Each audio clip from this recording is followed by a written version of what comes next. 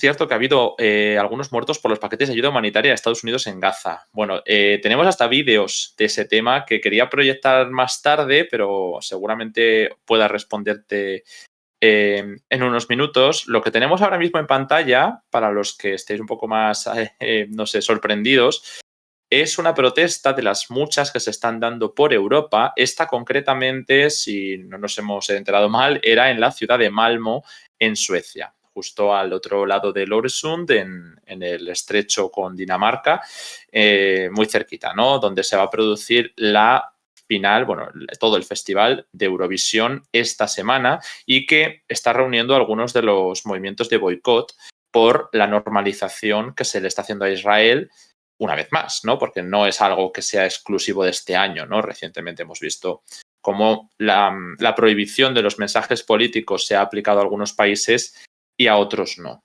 Y de hecho, bueno, pues va a ser muy interesante ver todo el movimiento que despierte en Europa, ya que este tipo de cuestiones de poder blando en Europa parece que interesan incluso más a veces que las del poder duro.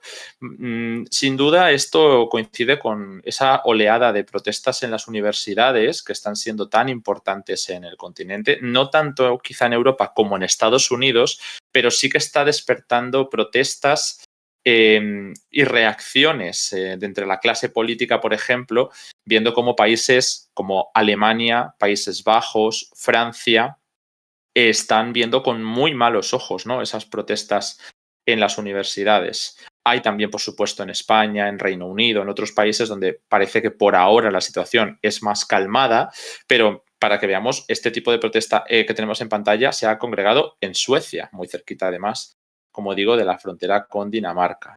Así que es algo que se está extendiendo de nuevo, como no podía ser de otra manera, igual que pasó con otros movimientos como el Black Lives Matter, se expande justo cuando en Estados Unidos, ¿no?, se hace popular. Al final, pues sí van a tener razón algunos también que señalaban que en Estados Unidos es donde se mueve ahora mismo la vanguardia del pensamiento sociopolítico europeo, o al menos occidental, ¿no? Es una cosa que está muy en debate, pero como vemos, sí que está teniendo sus ecos ese movimiento de protesta que se ha hecho masivo en Estados Unidos y que sí que está siendo muy importante en Estados Unidos y está teniendo consecuencias porque afecta a las bases demócratas y justo pues el presidente Biden tiene que afrontar una reelección en unos meses. Así que bueno, con esto abrimos y enseguida pasaremos a otros puntos de la actualidad para, como digo, contaros las novedades en torno a la invasión de la Franja de Gaza. Ahora, cuando podamos, pondremos eso que os comentaba de la ayuda humanitaria y así lo vemos todos en pantalla. Vamos a ir comentando mientras la situación en Europa y en Estados Unidos. Sí, hay gente que nos... Ya lo tenemos, vamos a ir poniéndolo. Vale. Me comentan que ya lo estamos preparando. Mientras, bueno, los que preguntáis por el tema de Eurovisión, claro, la polémica está en que a Rusia se le expulsó de Eurovisión y de muchísimas competiciones deportivas, culturales, llegando incluso a prácticamente cancelar eventos solo porque había participación de personas de origen ruso o de la cultura rusa. Eso ya fue un poco más extremo, ¿no? Pero lo de la participación de Rusia, claro, habláis de los Juegos Olímpicos, habláis de muchas competiciones, se tiene que participar sin bandera. El tema es que Israel, todo lo contrario, ¿no? Y además se está defendiendo activamente que no se pueda llevar la bandera palestina. Las redes sociales están eliminando contenido pro-palestino en algunas de las... Bueno, en YouTube estamos viendo bastante, ¿no? Sobre todo con el tema de la nueva canción de Macklemore, ¿no?, que ha supuesto un poco un fenómeno, porque ya es una persona pues de masas a nivel cultural, que no son movimientos independientes y que eso pues es difícil de obviar. Todo este tipo de movimientos están sentando muy mal entre el establishment empresarial demócrata, porque al final también es así. Y bueno, lo de Australia que planteáis, yo no sé si sabéis cómo funciona el tema de Eurovisión, depende un poco de la Unión Europea de Radiodifusión y es como que hay países a los que se ha ido invitando a que tengan una presencia permanente. Bueno, pues estamos hablando de Israel, pero también Australia por el aniversario, ¿no? Entonces es como que se han quedado. Pero el boicot no tiene tanto que ver porque Israel no sea parte de Europa, sino porque pues este año se está produciendo toda la guerra de Gaza, con la invasión, con la ocupación de parte del territorio y con las acusaciones tan sonadas, evidentemente, de crímenes de guerra y de genocidio. No voy a desvelar nada nuevo, ¿no? Vale, creo que ya sí tenemos en pantalla, ahora sí, el vídeo que os quería enseñar. Vamos a ir viéndolo mientras, porque ahí lo veis. No es nada nuevo que se intente enviar ayuda humanitaria por distintos puntos. Se ha hecho por tierra en algunos corredores controlados por Israel, incluso el de Rafah, también por el mar. Según Estados Unidos ya se controla o ya se ha preparado, ¿no?, esa estructura que querían construir para un puerto en el que se pudiera controlar la ayuda humanitaria. Y por el aire, esta imagen que estáis viendo, ¿no?, este vídeo, cómo se lanzan con paracaídas los paquetes de ayuda humanitaria desde el avión, es algo que no es novedoso, pero por cómo es este vídeo, por los planos que tiene, se puede ver de manera bastante espectacular desde abajo, pues como de verdad es un peligro. Algunos de ellos caen con paracaídas rotos. Sí que se dice que ha llegado a haber daños personales. No tengo ahora mismo las cifras, pero ahí lo estáis viendo en directo. Bueno, en directo el vídeo, pero el vídeo es en diferido, perdonad. Y también lo hemos llegado a ver cayendo sobre escombros, de modo que la gente, si quiere acceder a la ayuda humanitaria, tiene que escalar los escombros de los edificios derruidos. Mirad el vídeo. Y claro, pues evidentemente este tipo de ayuda humanitaria tampoco es la panacea, ¿no? También tiene sus desventajas a nivel logístico. Pero bueno, ahora lo vamos a ir viendo. Tengo por aquí, vale, hay una nueva sub de Weatlaciaid, yo no sé si te he pronunciado bien el nombre, de nivel 1. Gracias por habernos dejado este apoyo. Creo que es tu primera vez, así que solamente decirte que gracias a estas subs podemos hacer el contenido todos los días prácticamente de manera independiente y sin que nadie nos diga lo que tenemos que contar. Creo que vale la pena tener este tipo de espacios. Bueno, creo que ya terminó el vídeo, se está repitiendo, pero para que veáis eso, ¿no? Como nos comentáis en el chat, que hay algunos paquetes que se rompe el paracaídas, pero es que hay otros fragmentos que caen encima de los escombros de los edificios derruidos, como os comentaba. ¿Quién manda estos paquetes de ayuda? Bueno, han sido varios países. Esto principalmente suelen ser algunos de Estados Unidos, pero yo he visto también algunos reportes de que, no sé si Emiratos Árabes o qué países, pero es decir, la ayuda humanitaria ha llegado por muchas vías. Creo que ha sido Estados Unidos uno de los que ha hecho este tipo de lanzamientos, pero otros países lo han hecho desde tierra, por ejemplo, ¿no? Que no me sé exactamente por qué vía lo ha hecho cada uno, pero que no creáis que porque Estados Unidos lo mande por el aire son los únicos que mandan ayuda humanitaria. Ha habido muchos más países que han intentado mandar. Mirad, ahí veis encima de los escombros la ayuda humanitaria. Vale. Bueno, pues tenemos novedades a nivel político. Por ir entrando un poco más en materia, hemos publicado durante el día de hoy cómo después de que proceda la invasión israelí en la región de Rafah, voy a decir, ¿vale? Porque sabéis que dentro de Gaza se divide también en unos pequeños subsectores. La ciudad de Rafah está un poquito más apartada hacia el oeste y donde se ha entrado es por la esquina suroriental de la región. Se ha tomado el corredor, ese paso fronterizo de Israel, de Egipto con Gaza, que ahora controla Israel y que ya estaba condicionado por la cooperación egipcia-israelí y por los acuerdos a los que llegaron. Eso también lo conté hace muy poquito, no sé si fue ayer, que está en el artículo de nuestro compañero Pablo del Pozo, explicando cómo ha sido ese colaboracionismo egipcio con las autoridades israelíes en general. Y bueno, pues lo que nos encontramos ahora es con que Israel amenaza con expandir esa invasión. Parece de nuevo que esto era un órdago, sí, estamos lanzando una operación terrestre, somos capaces, vamos a lanzar una operación terrestre, es irrenunciable la operación terrestre, pero mientras nosotros damos este golpe sobre la mesa, que el resto de países se den cuenta de que tienen que aceptar que se pueda evacuar a los civiles hacia el norte, en este caso, para que ellos puedan realizar su operación a gran escala sin ese coste político, es decir, sobre todo mirando a Estados Unidos, porque Estados Unidos se había opuesto a la operación en Rafah. Y de hecho, hemos visto como Joe Biden ha señalado que si Israel llega a invadir la ciudad de Rafah, que es donde se encuentran ese millón de personas, y van a parar los suministros de municiones de artillería y bombas de aviación para los cazas y otro tipo de armamento ofensivo. Claro, ha sido una noticia bastante fuerte porque han dicho Estados Unidos está planteándose un embargo armamentístico a Israel. Bueno, nada más lejos de la realidad. Si alguien está diciendo eso, miente. Lo que sí que se está diciendo es, de nuevo, un órdago entre los dos de Israel por la conformación sociopolítica y cómo llegan esas coaliciones, tiene la necesidad de lanzar una invasión sobre la ciudad de Rafah, porque si no le tiran el gobierno. Básicamente lo ha señalado Ben-Gvir, el ministro de Seguridad Nacional, y otros de los ministros más radicales, pero también otros del gabinete de guerra estaban de acuerdo.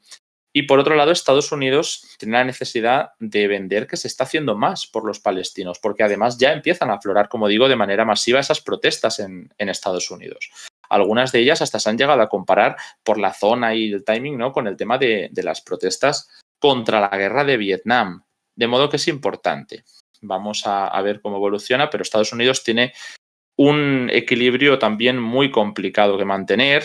Hay que señalar que el establishment demócrata también apoya a Israel, pero con esto de reducir o los envíos de armas, yo no diría tanto reducir, pero sí amenazar con cortar parte de esos envíos, lo que se consigue es dar una idea de que se está defendiendo a los palestinos o de que al menos están siendo duros con Israel o que tienen unos límites, ¿no?, morales cuando, bueno, se han permitido todas las cosas que ha ocurrido antes, pero también tiene que ver con que ya han conseguido desbloquear lo que querían a cambio de aprobar la ayuda israelí, que era el paquete de ayuda a Ucrania. Los demócratas han aceptado todos estos paquetes que promocionaban los republicanos, sobre todo, a cambio de que a ellos les permitieran lanzar su propio, bueno, el gran paquete de ayuda a Ucrania, que sigue siendo la prioridad de los demócratas, no nos engañemos. Y bueno, pues entonces ahora que ya está en marcha, pues puede subir un poco el tono con Israel. Igualmente, también es que se están pasando algunas líneas que la relación entre Joe Biden y Benjamin Netanyahu no es buena y hace tiempo que no lo era, pero bueno, sigue siendo su socio y aliado, entonces pues tienes que aguantarlo. Y ya se está tomando, bueno, pues un cariz un poco más claro cuando vemos al ministro Itamar Ben-Gvir, del que hablaba antes, señalando abiertamente en Twitter esta mañana que jamás, no sé cómo decirlo, está vinculado a Joe Biden, ¿no? Joe Biden está vinculado a Hamas con un corazón que ha publicado en Twitter. Bueno, pues es un poco cómo se hace la política hoy en día. Y la verdad es que ese tipo de vínculos, teniendo en cuenta cómo Ben-Gvir y todos los sectores vinculados a los colonos han recibido bastante más apoyo de los republicanos y en especial de Donald Trump, pues puede ser significativo, puede ser una muestra más de cómo los demócratas no están en absoluto ahora mismo en sintonía con parte de las autoridades de Israel, pero las van a apoyar igual porque es su aliado en Oriente Medio y es que no se puede perder, no se puede permitir perder Israel para los Estados Unidos. Eso es algo bastante importante. Y bueno, pues entonces las condenas desde Estados Unidos han llegado, pero luego se trata de que se traduzcan en algún tipo de corte de relaciones, de boicot, etcétera, que es algo que en Europa, por ejemplo, tampoco se hace. En Europa lo que se está debatiendo es cuándo reconocer al Estado palestino, pero no ni qué Estado palestino, ni qué gobierno palestino, se dará por hecho que la Autoridad Nacional Palestina, ni por supuesto qué hacer con las relaciones con Israel, porque al final, por mucho que tú reconozcas que existe Palestina, la cuestión es que tú estás apoyando activamente a Israel por otro lado. Entonces, vale, pues pasas de no reconocer a Palestina a reconocerla, pero las bases van a seguir protestando. Ese es el punto. Vale, ¿qué me dices de los comunicados de Arabia Saudí, de Jordania? Pues mira, de Jordania ahora mismo no lo he visto, no lo tengo fresco, pero el de Arabia Saudí me ha parecido, bueno, pues rompedor, un poco por lo mismo, ¿no? Al mismo tiempo se está subiendo el tono porque se tiene que dar una imagen institucional cada vez más dura porque cada vez tiene un coste político mayor ponerse de lado o apoyar a Israel, por lo que estamos viendo, pero en la práctica vemos por detrás movimientos que demuestran que bueno, pues hay connivencia o incluso que se está negociando un acuerdo porque se quieren normalizar las relaciones como si no pasara nada, ¿no? Que es algo que sorprende un poco teniendo en cuenta que Arabia Saudí era de los países que estaba mostrando mayor beligerancia discursiva, que hasta Emiratos Árabes ha tenido que poner palabras gruesas, pero Arabia Saudí fue uno de los más duros, claro, no contando a los del eje de la resistencia y a los que de verdad están enfrentando con hechos a Israel. Pero en este caso ha subido todavía más el tono porque Arabia Saudí ha señalado lo del genocidio. Es decir, Arabia Saudí se sube de esta manera explícitamente al carro de los países que dicen que hay un genocidio y ya no solo que haya un genocidio, esto es un dato mucho más importante, que la comunidad internacional debe intervenir para parar el genocidio. Eso, desde luego, es una escalada en la retórica de los saudíes y ojo porque también se lo he visto a países como Qatar hablando de que habría que organizar una acción internacional urgente, de nuevo, para evitar que Rafah sea invadida, la ciudad, y que se pueda cometer un genocidio. O sea que prácticamente se están acercando las posiciones de Arabia Saudí y de Qatar en estos días. Qatar siempre ha sido mucho más beligerante por aquello del acuerdo que se negoció con, perdón, al revés, ¿no? Porque ellos no querían negociar un acuerdo con Israel y Arabia Saudí sí estaba dispuesta a negociarlo, abrió el espacio aéreo en su momento, cuando los acuerdos de Abraham, pero condicionaba ese acuerdo definitivo a un reconocimiento del Estado palestino y a una solución de dos estados, o al menos a una solución en la que exista un Estado palestino que pueda ser independiente por parte de Israel, que es algo que Israel ya ha rechazado innumerables veces, incluso cortando su apoyo a los acuerdos de Oslo. Sí es verdad que el ministro de Relaciones Exteriores de Turquía había dicho que había que parar a Israel por la fuerza. Pues a ver, esas palabras tampoco las tengo literal, pero sí que es verdad que Turquía ya ha dicho varias veces que hay que parar a Israel. Es verdad también que ellos son muy de decir que si hay que usar la fuerza, no sé qué, pero Turquía no estaba escalando las medidas contra Israel de manera clara. Turquía ha dicho que se iba a sumar, ¿no?, a esa propuesta de Sudáfrica en la Corte Internacional de Justicia. Eso que preguntabais justo ahora, todo aquello de la denuncia de Sudáfrica al tribunal, ahora lo comentamos si queréis, ¿vale? Que veo que hay interés. Pero aunque sus voceros, ¿no?, sus portavoces son de verdad son importantes, las declaraciones que hacen siempre son muy duras y Turquía consigue tener un peso internacional mayor del que a lo mejor podría tener un país de capacidad equiparable a nivel económico, poblacional, etcétera. Turquía se convierte así en una potencia media, prácticamente potencia regional. Entonces, aquí viene la pregunta, ¿no? Turquía no tenía un embargo comercial. Esa es la novedad. Turquía ha hecho muchas declaraciones de que había que liberar al Aqsa, de que había que apoyar al Estado palestino, de que había que romper las relaciones con Israel, de que Israel estaba cometiendo unos crímenes intolerables y muchas cosas. Incluso amenazó con mandar la flotilla de la libertad, como aquella vez que hace ya más de una década fue atacada por Israel y se planteaba que pudiera ocurrir lo mismo. Finalmente, ha tenido varios retrasos, pero sí que se han lanzado a un embargo comercial, que es lo que nos plantea aquí J. Gatelu. Vale, pues en ese momento en el que se ha lanzado hay un plazo porque hay países que están comerciando a través de terceros. Nosotros hemos mencionado varias veces la posibilidad de que se comercie a través de Azerbaiyán y eso, bueno, pues es importante porque Azerbaiyán, a pesar de ser un país hermano, prácticamente hablan de una misma nación con Turquía, tiene unas relaciones excelentes con Israel y les ha servido a los dos por su colusión de intereses contra Irán. Entonces, bueno, pues ahí hay que tener en cuenta que no es tan sencillo como hacer un corte, sino que es una declaración más frente a la galería, de que la gente vea que se hacen cosas contra Israel. Pero Turquía, bueno, pues tiene sus intereses y no sé yo si esto es tan sencillo como hacer una declaración y ya está. En teoría sí que hay un embargo, como digo, pero esto es una cosa relativamente nueva. Es una cosa que se ha lanzado, pues ¿cuándo ha sido? A principios de mayo. La semana pasada, justo hace una semana, que se lanzó ese embargo en el que Turquía cortó las relaciones comerciales con Israel por el tema de la guerra de Gaza se hablaba de que los intercambios comerciales, que eran casi 7.000 millones de dólares el año pasado, se suspenderían. Y ahí fue cuando, bueno, pilló en un momento muy malo para el Ministerio de Exteriores israelí, porque venían justo también, coincidió prácticamente con la ruptura de relaciones diplomáticas de Colombia y les ha acusado de terroristas a todos, ¿no? Ahora, en este caso, creo que a Turquía le dijo que era Erdogan un dictador y bueno, que buscaran alternativas al comercio. Este anuncio, ya digo, viene de hace 2 meses, un mes, viene de hace un mes que se empezó a restringir el comercio con Israel. Pero ahora ya hablamos de embargo, eso es más fuerte, ¿vale? Eso sí que es importante. Han hecho muchas declaraciones, acogen a miembros de Hamas y el ministro de Exteriores, como nos preguntabas, pues dijo que se iban a unir a la denuncia de Sudáfrica en la Corte Internacional de Justicia. Vale, yendo también a ese tema que nos preguntabais en el chat, bueno, brevemente, esta ciudad que veis en pantalla es Malmo, en Suecia, porque hay gente que a lo mejor se ha unido después, que nos preguntáis en el chat.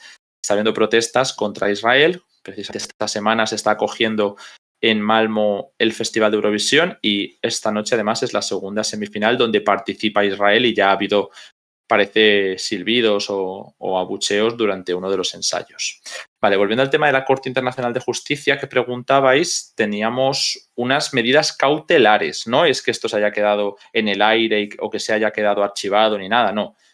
El tribunal escucha en esas audiencias a las partes y lo que ha hecho ha sido aprobar unas medidas cautelares, es decir, las medidas urgentes en función de si ve o no unos indicios, unas medidas preventivas.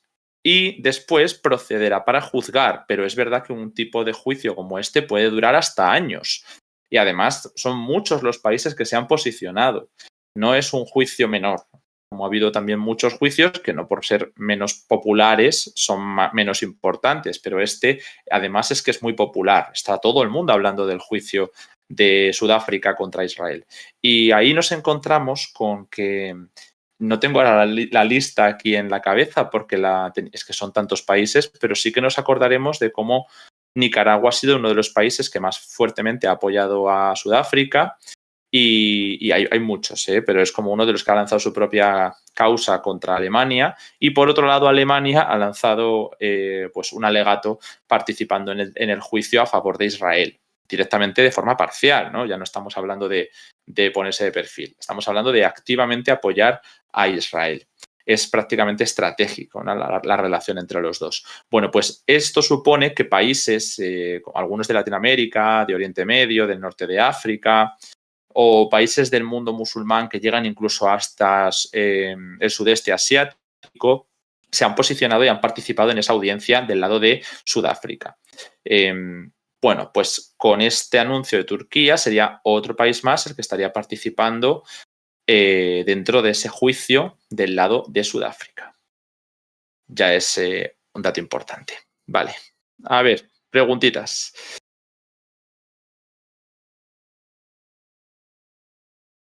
Vale, veo que ha causado interés el tema de Turquía respecto a Israel. Ya con respecto a sus relaciones, es que es lo que digo, no se trata de una ruptura diplomática solo como el tema de Colombia o Bolivia o Belice, creo que son los 3 países.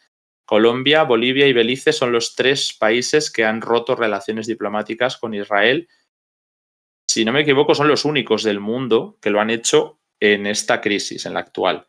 Ya había muchos de Oriente Medio que directamente no tenían relaciones diplomáticas o en África, por ejemplo, lo que comentaba antes, ¿no?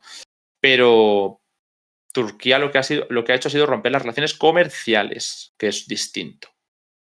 Es importante, pero como mencionábamos antes, se puede seguir utilizando terceros, porque vamos, si la Unión Europea ha roto en gran parte sus relaciones comerciales con Rusia y aún así ha crecido hasta picos históricos y que se salen de todos los gráficos y de su sano juicio, básicamente, por la capacidad que tienen estos terceros países de exportar e importar ciertos productos, se hace evidente que se sigue comerciando con Rusia a través de terceros. Pero si se ha hecho con Rusia con la animadversión tan grande y tan pública que hay, pues no quiero imaginarme con Israel cuando en algunos países no es tal, ¿no? Es más bien la intención de dar un mensaje político. Pero bueno, vamos a ver cuando tengamos datos si se ha cumplido o no se ha cumplido este embargo, porque es algo que veremos con el futuro.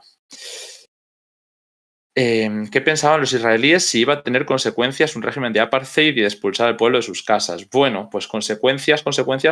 Claro, es que cómo no van a pensar que no va a haber consecuencias cuando Estados Unidos ha ido validando cada uno de los pasos rupturistas con el statu quo. Ojo, porque el statu quo de los 90 ya era muy, muy beneficioso para Israel con respecto a los acuerdos a los que se pudiera haber llegado después de las distintas guerras, la de Yom Kippur, ¿no?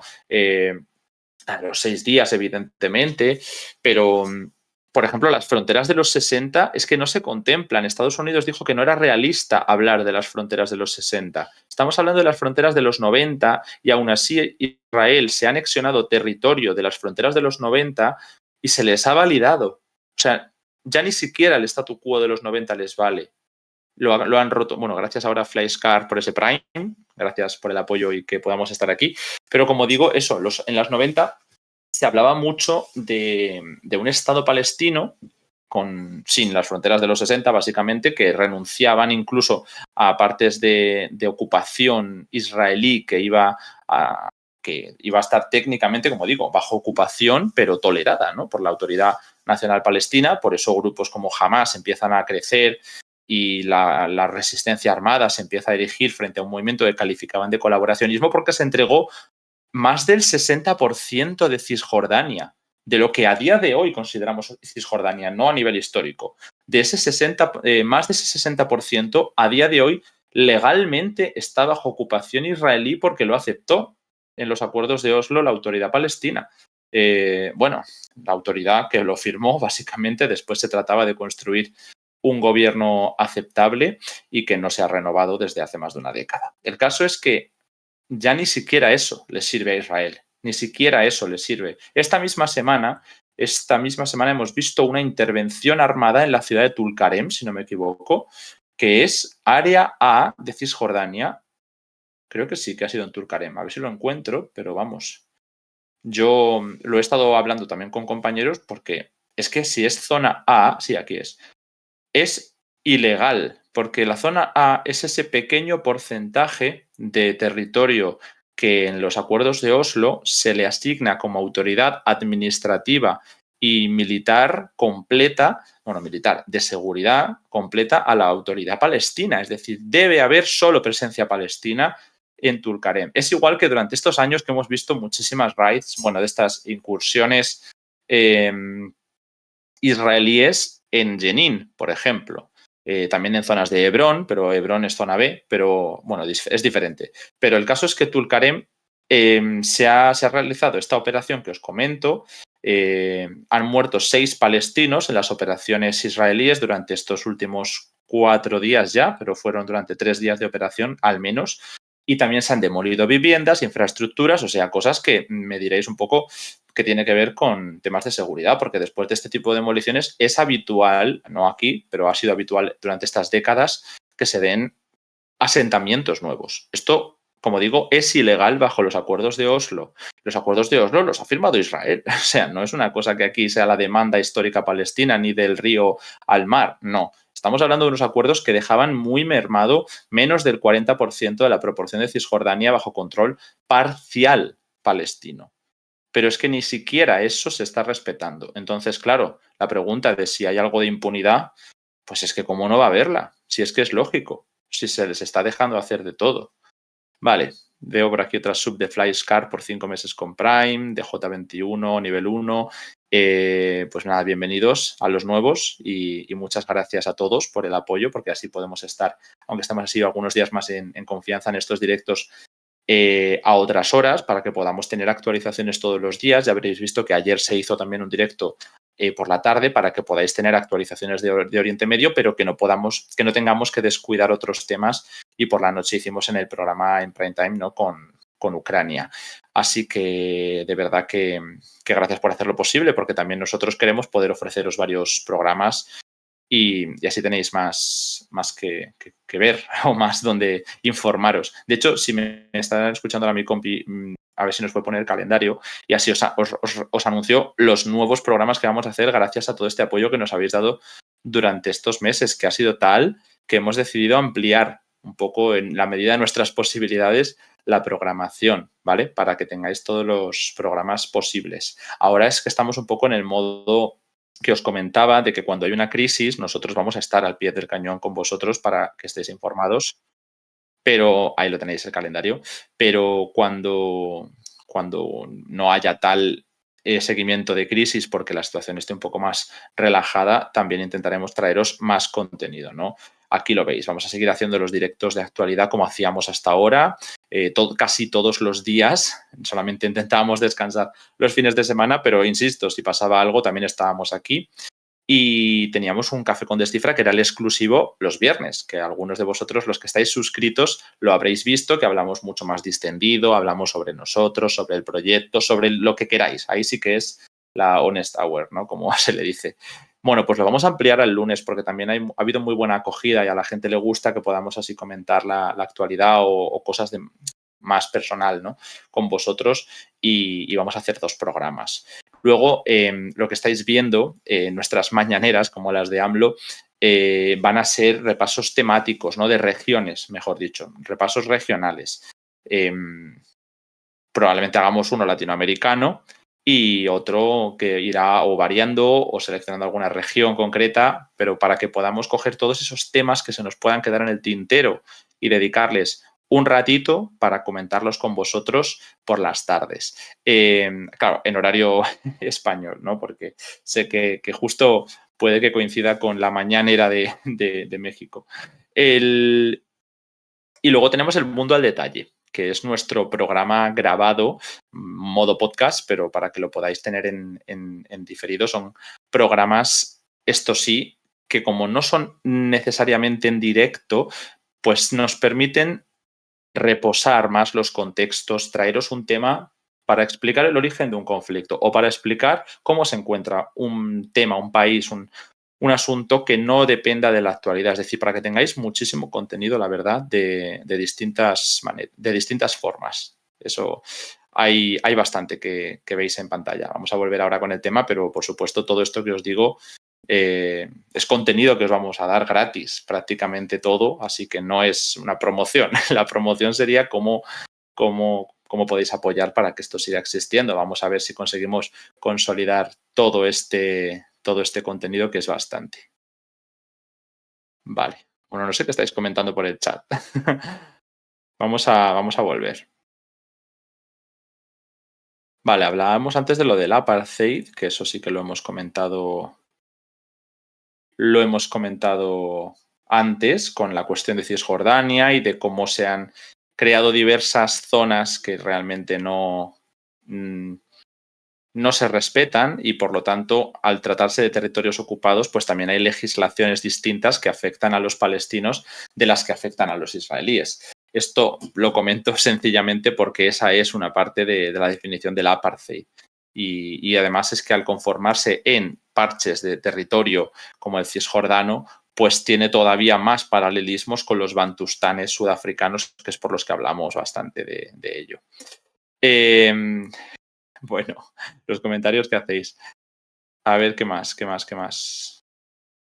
Ah, sí, Edu está por aquí pasando el enlace para la promo. Sí, es importante. El que pueda y quiera apoyarnos tiene el enlace en el chat y en la descripción. Ahí aparecerá todo, porque vamos a hacer más esfuerzo para dejaros más contenido gratuito, pero nosotros también siempre pedimos en la medida de lo posible. Si no podéis, pues difundiendo nos hacéis mucho bien, pero si podéis, pues que tenemos planes en el QR o en el enlace para que pues, vosotros recibáis una newsletter, unos artículos y unos seminarios. Además, muy pronto vamos a publicar ya el nuevo. Sí, porque además lo he estado hablando con mis compañeros y ya tenemos listo el próximo seminario, pero faltan unos días solo, unos pocos días, para que os podamos decir de qué va.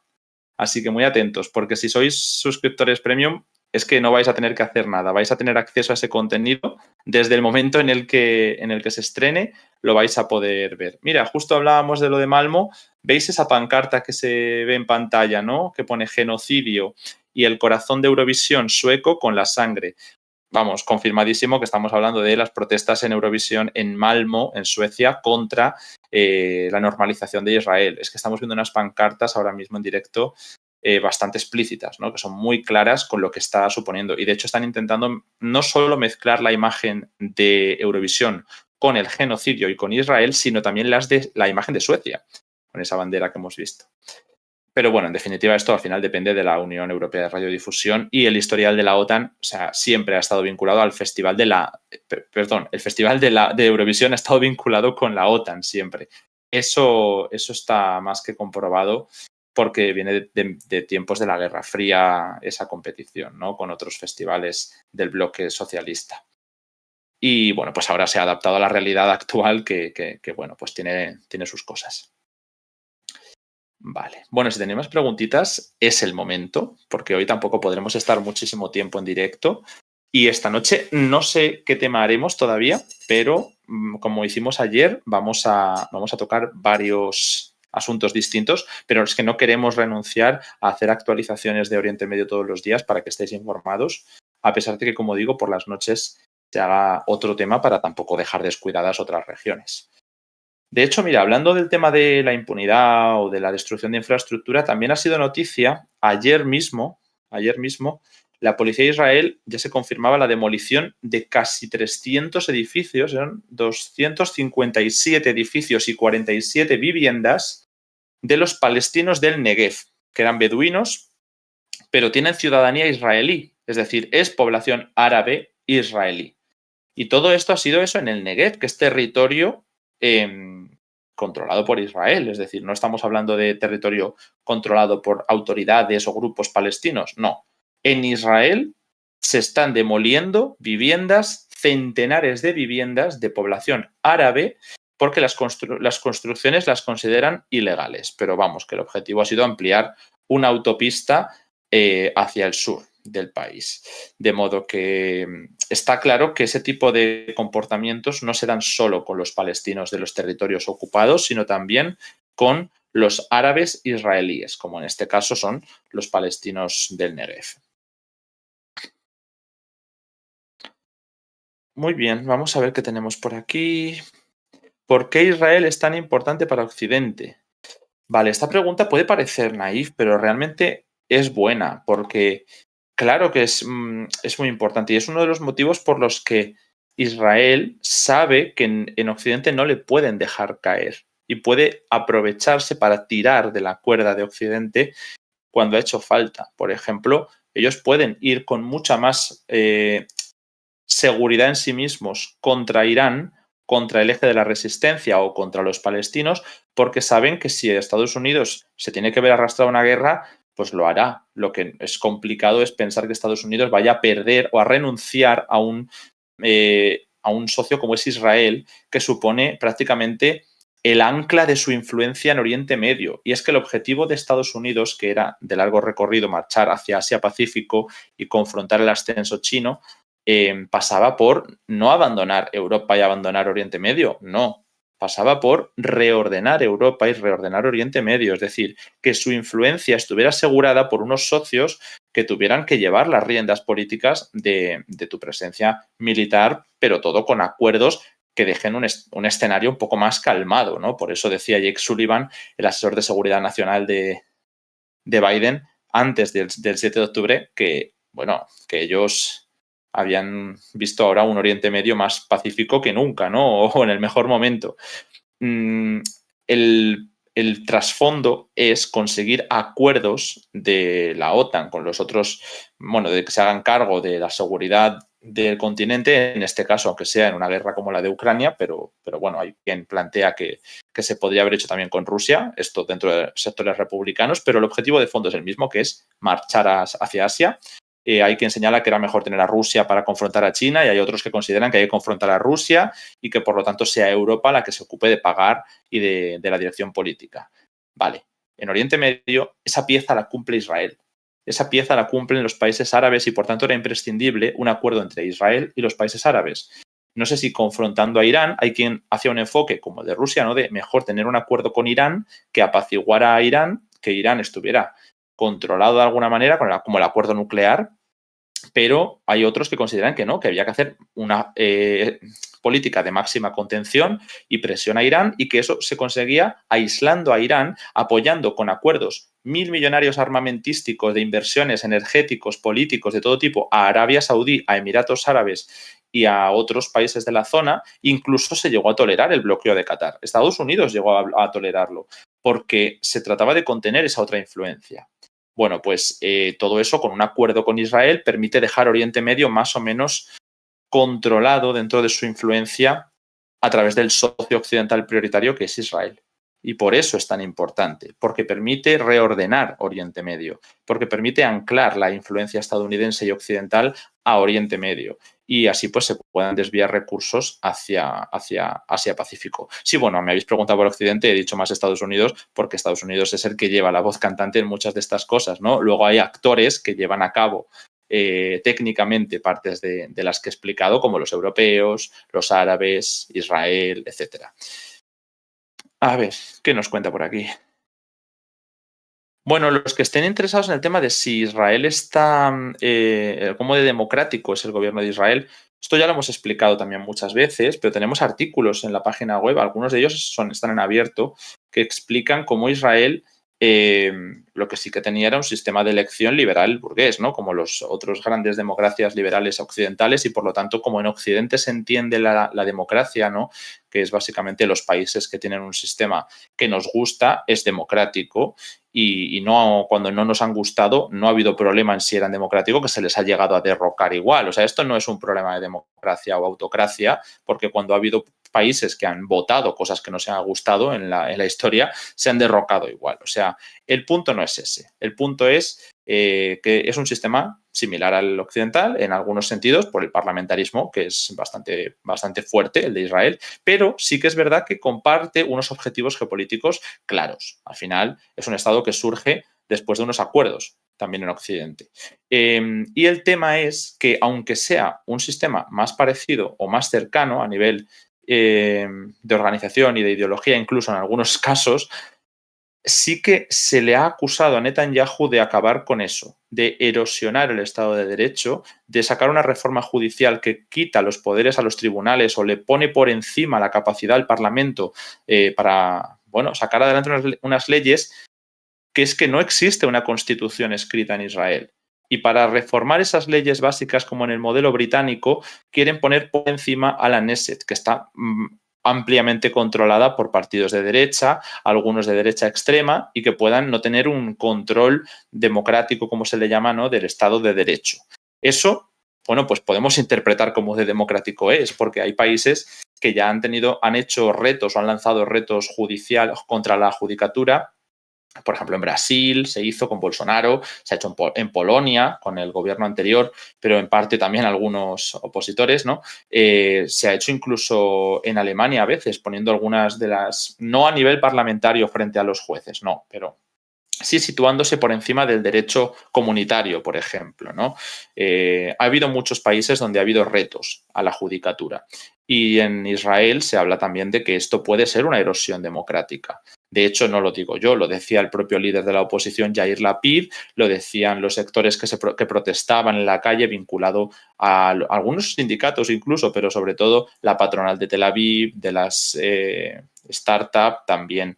Los liberales, la derecha secular, algunos líderes muy beligerantes como Lieberman, pero que también querían ver a Netanyahu caer por temas de corrupción. Él también quería aprobarse una inmunidad para evitar que se le pudiera juzgar por corrupción. Al mismo tiempo también se le opusieron sectores del ejército, intentó destituir a su ministro de Defensa, sectores de inteligencia, del Mossad. Claro, toda esta gente hizo que al final el presidente Herzog señalara que podría haber una guerra civil en Israel por la erosión democrática que había en el país. Y esto no es de hace 50 años, esto es del 2023.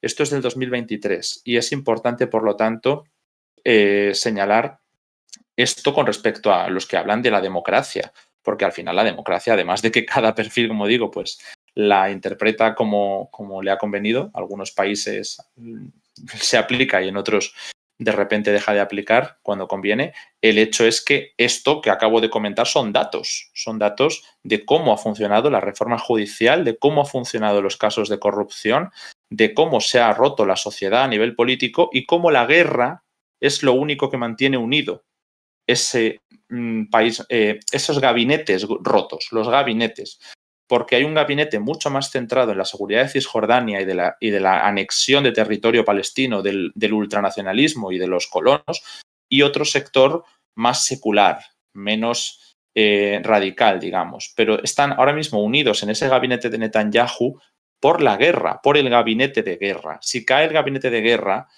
volvemos otra vez al escenario de enfrentamiento entre los más radicales que quieren una erosión de ese sistema, del modelo de Oslo, del modelo de la democracia liberal de la que hablabais y también de la convivencia con Cisjordania. Mientras que si cae el otro, el gabinete de seguridad, vamos a un enfrentamiento mucho más visceral, porque probablemente caería Netanyahu, gobernarían los seculares y nos encontraríamos enfrente a esos colonos a los que el ministro Ben-Gvir le ha dado miles de armas.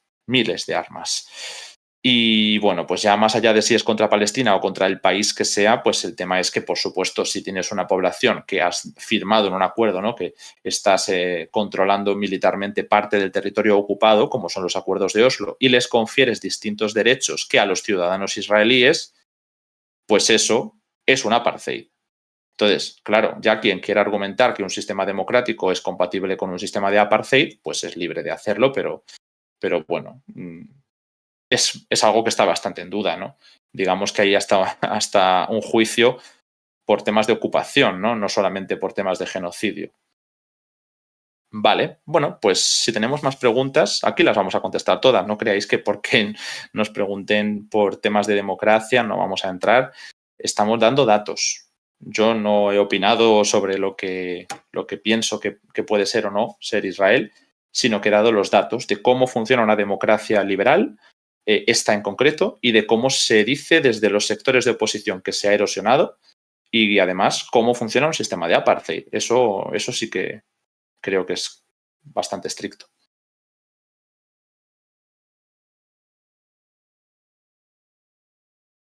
Vale. A ver, en un mundo multipolar, ¿qué peso tiene Israel a nivel estratégico, económico, militar? Entiendo que depende mucho de Estados Unidos, pero a nivel autónomo, vale. A ver, no te sé decir exactamente cuáles son equivalentes, porque habría que mirar datos de PIB, habría que mirar datos de influencia militar, pero una cosa que sí que te puedo señalar es que Israel sí que forma en parte de ese sistema multipolar que se intenta construir porque, por ejemplo, a ver, vale, que veo muchas preguntas a la vez. Cuando se da la ruptura con Rusia y Occidente plantea alguna mediación con Ucrania para negociar en Polonia, por ejemplo, enseguida se descarta. También se acabó descartando el escenario de Bielorrusia, aunque en principio se aceptó. Israel fue un país que era clave, era absolutamente clave para servir para las negociaciones. Turquía también, por eso finalmente se hizo en Turquía, pero Israel fue uno de los países que se ofreció y uno de los líderes que medió entre Ucrania y Rusia. Porque Israel sí forma parte por esas relaciones multivectoriales, aunque esté claramente decantado por Estados Unidos, como es evidente, ¿no? Y que Rusia quizá cada vez más con la guerra se haya acercado a Irán y a otros países que están enfrentados a Israel, no tiene unas malas relaciones con Israel. Rusia ha podido, por lo tanto, emplear a Israel como mediador.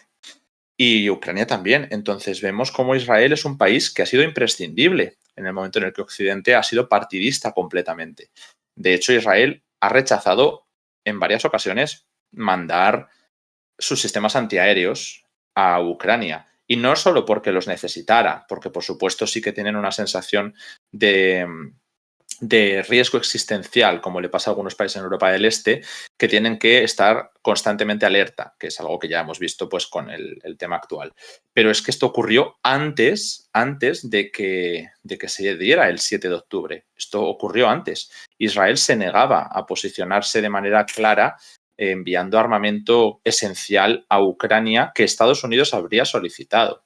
Esto para que veáis como ejemplo el papel que puede llegar a cumplir en este sistema de gobernanza multipolar que se está fraguando. Yo no diría que esté consolidado todavía, la verdad. Pero bueno, sí que se están viendo signos.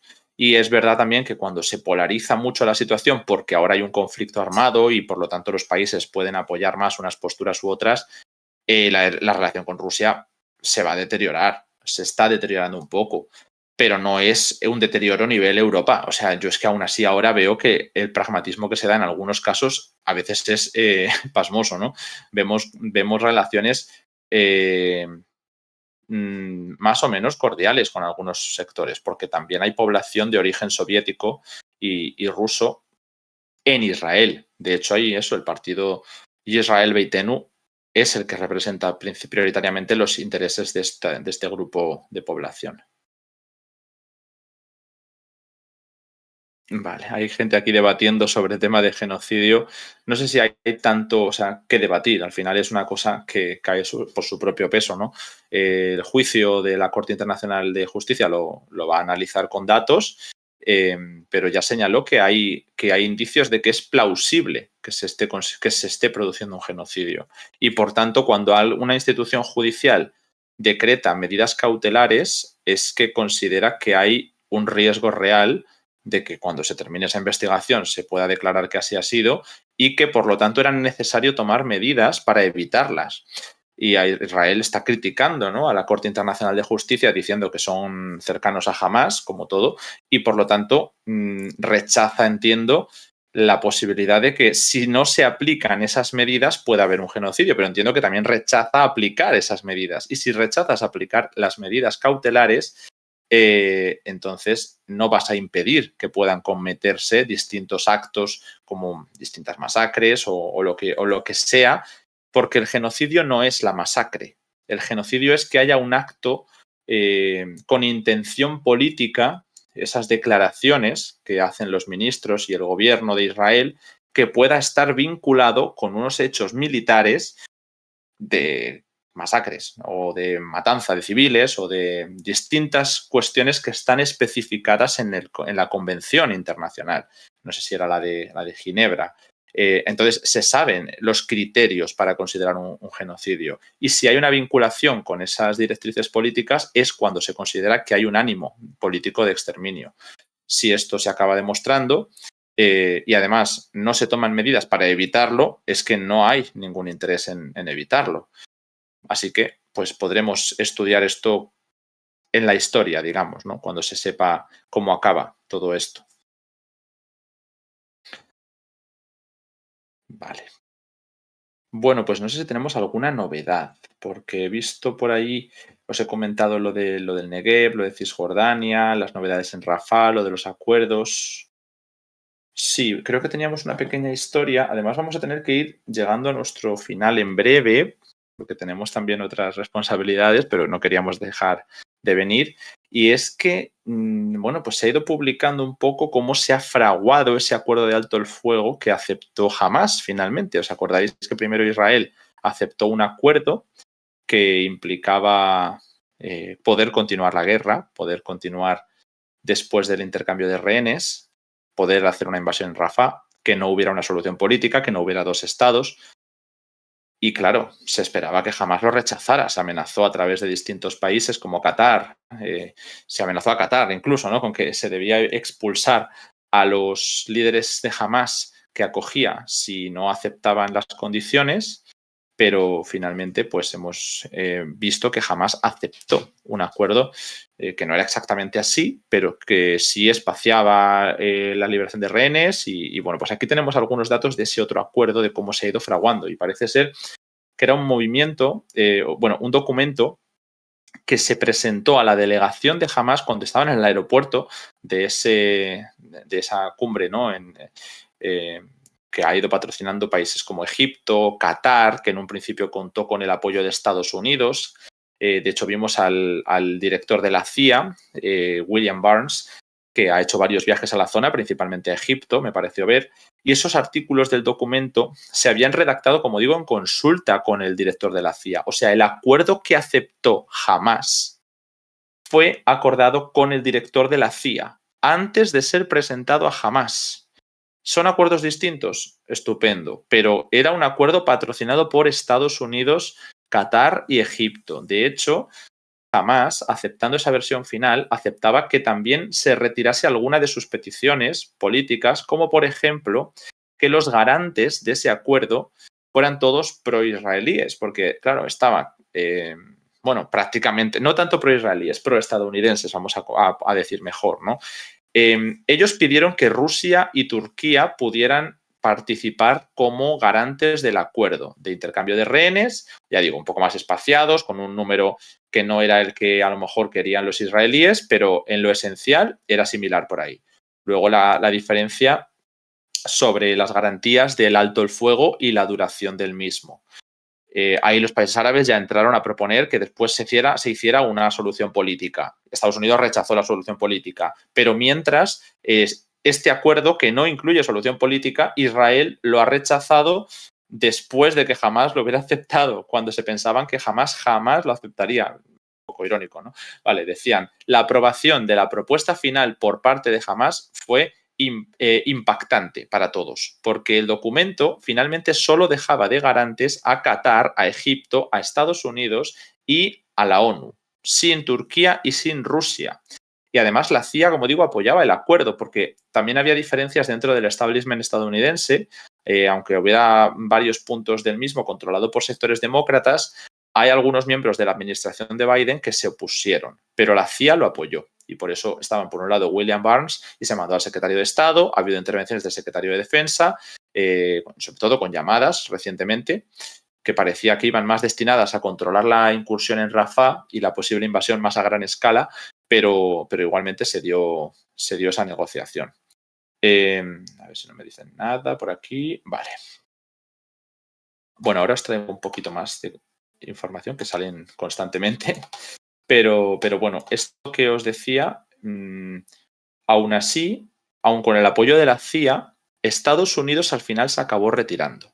Por eso esta propuesta la hemos conocido más como la propuesta catarí-egipcia, porque son los países que lo patrocinaron al final. Estados Unidos acabó retirando y, como digo, la aprobación del mismo por parte de Hamás sorprendió. Muchos de los que habían participado en las mismas, porque ahora se les ha roto esa retórica, ¿no? El decir, no, Hamás no quiere la paz. Hamás te acaba de aceptar un alto el fuego con intercambio de rehenes, que se supone que era tu objetivo principal, y sin que aceptes las condiciones que planteaba de los garantes de seguridad. O sea, es que ya era más bien aceptarlo por la cuestión humanitaria. Entonces, eso es algo bastante importante. ¿Qué más hay por aquí?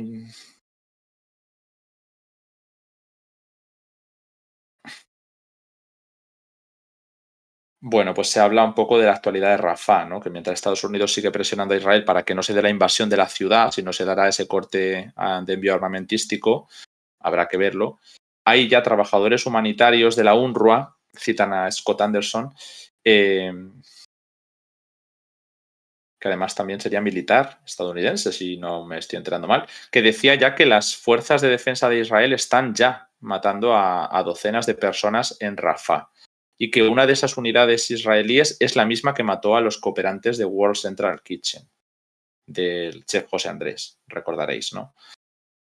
Bueno, esta información está en tránsito, no está ocurriendo ahora mismo y habrá que ver hacia dónde lleva. Por supuesto, la invasión ya se había dado, se está dando en la franja, se tomó el corredor de Filadelfia, el paso de Kerem Shalom se había cerrado primeramente, ¿no? Con esos ataques previos a la incursión terrestre, tras los ataques de Hamás, y después se ha tomado el paso de Rafah en sí, ¿no?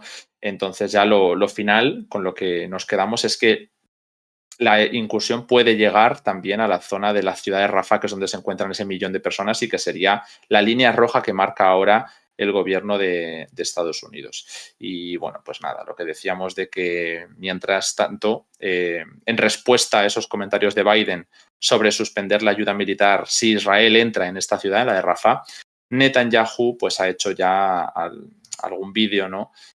O ha compartido algún vídeo de hace unos días, parece ser, en el que dice que Israel lo hará solo si es necesario, es decir, con o sin Estados Unidos.